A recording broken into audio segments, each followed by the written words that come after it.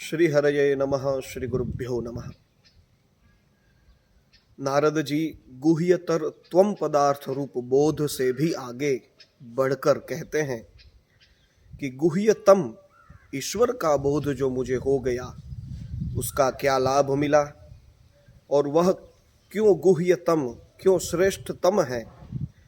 तो ये भेद बताते हुए कहते हैं, येनैवाहं भगवतो वासुदेवस्य वेधसः मायानुभावमविदं येन गच्छन्ति तत्पदम। भगवान वासुदेव जो वेधा सर्व निर्माता है, उनके ज्ञान के चलते येन एव अहम मायानुभावम अविदम, भगवान के उस ईश्वर बोध के चलते मैंने भगवान की माया को जान लिया। गीता जी में भी भगवान श्री कृष्ण कहते हैं, मामे वये प्रपद्यन्ते मायाम एताम तरन्ति ते। जो मेरी शरण में आ जाता है वही मेरी माया को पार हो जाता है। यहाँ पर भी नारद जी कहते हैं कि ये न गच्छन्ति तत्पदम, माया का बोध हो जाते, ईश्वर तत्व का बोध हो जाते ही फिर जीव उनके शरण में चला जाता है।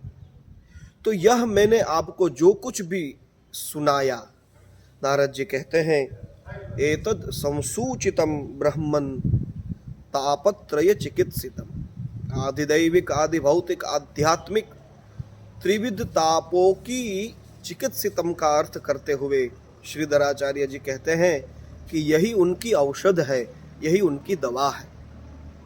यदीश्वरे भगवती कर्म ब्रह्मणि भावितम, कि हमारे प्रत्येक कर्म जो ईश्वर है, भगवान है, ब्रह्म है, उसमें भावितम का अर्थ बताया है समर्पितम, उसमें समर्पित किया हो।